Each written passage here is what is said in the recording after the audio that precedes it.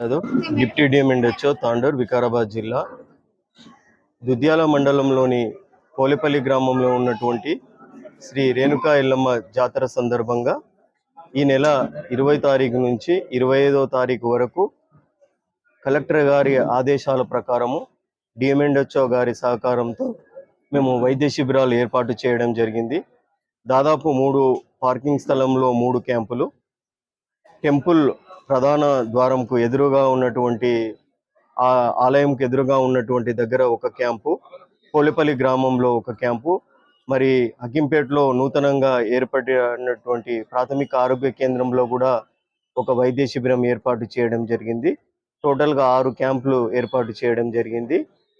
మరి భక్తులకు అనుకూలంగా ఉండడానికి ఏదైనా ఎమర్జెన్సీ పరిస్థితి వస్తే ఒక 2 108 అంబులెన్స్లను కూడా మనము ఎమర్జెన్సీ పర్పస్లో మనము ఏర్పాటు చేయడం జరిగింది. మరి రేపు ముఖ్యమంత్రి గారు కూడా వస్తున్నారనే విధంగా హెలిప్యాడ్ దగ్గర కూడా మనము 2 స్పెషలిస్టులతో పాటు ఒక అంబులెన్స్, అక్కడ కూడా ఒక హెల్త్ క్యాంప్ ఏర్పాటు చేయడం జరిగింది. మరి ముఖ్యంగా ఎండాకాలము మొదలవుతుంది.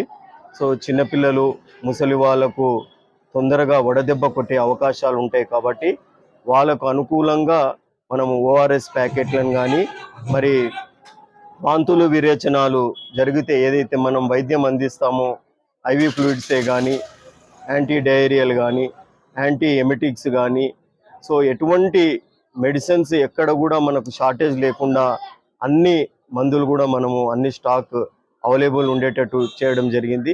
ముఖ్యంగా భక్తులకు మనం తెలియజేయడం ఏమంటే, ఈ వైద్య శిబిరాలను మీరు వాటిని ఉపయోగించుకుంటూ, కొద్దిగా ఎండలు ఎక్కువ ఉన్నాయి కాబట్టి ఎక్కువ ఎండలకు ఎక్స్పోజ్ కాకుండా, పిల్లలకు వడదెబ్బ కొట్టకుండా, ముసలి వాళ్ళకు వడదెబ్బ కొట్టకుండా, మరి వీలైతే నల్లని వస్తువులు ధరించకుండా కొద్దిగా చెట్ల కింద కానీ, ఈ ఆలయంలో ఎక్కడైతే నీడ స్థలంలో ఉందో అక్కడ వాళ్ళ యొక్క ప్రదేశాలకు అనుకూలంగా ఉండి మరి ఈ జాతరను ఎల్లమ్మ గారిని